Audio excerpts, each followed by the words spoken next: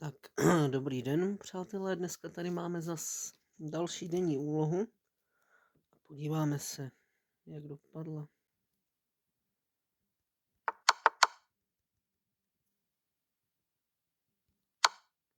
Takže zde je šach s střelcem. Odpovídá jezdcem, kdy vlastně kryje krále. Přichází další šach bílým jezdcem.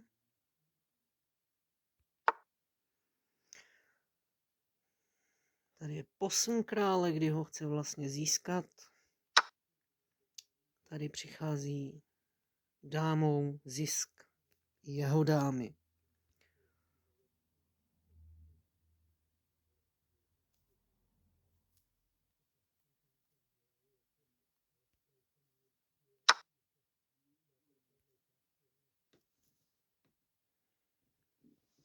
Welcome to another daily puzzle. Thank you very much to Johan VA for submitting this one. We're in the starting position. We are down one knight. We have a pawn, but we should immediately see that it's not about the pawn we have for the piece.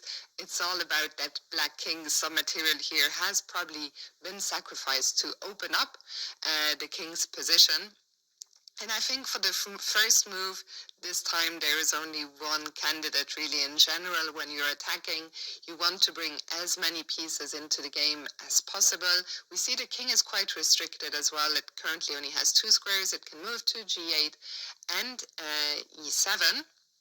And we have a piece that is sleeping here, but that would love to join the action with a check. Bishop a3 is, I think, it is a check. It's the first move I would look at. Yeah, bringing out another piece, checking the king, removing this escape square. After the check, there is only 2 responses, really.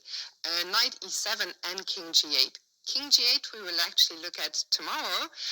For now, let's focus on knight e7. All other alternatives are don't make any sense. You can block the check here, but then mate will follow very shortly. And finally, the only other way to block the check is with the queen, but it goes without saying this position is crushing for white. So after Bishop a3 check, let's look at knight e7. I think knight e7 is the most logical defense, trying to keep the king safe, blocking the check.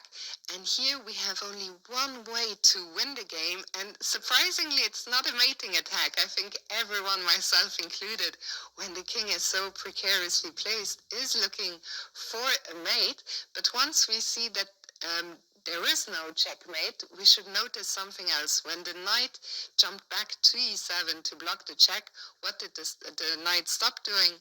It stopped defending the queen on e5. Therefore, we now have this discovered attack, knight h7, checking the king and opening up the vision from our queen onto the enemy queen. And here it doesn't matter, regardless of whether black plays king g8 or takes the knight.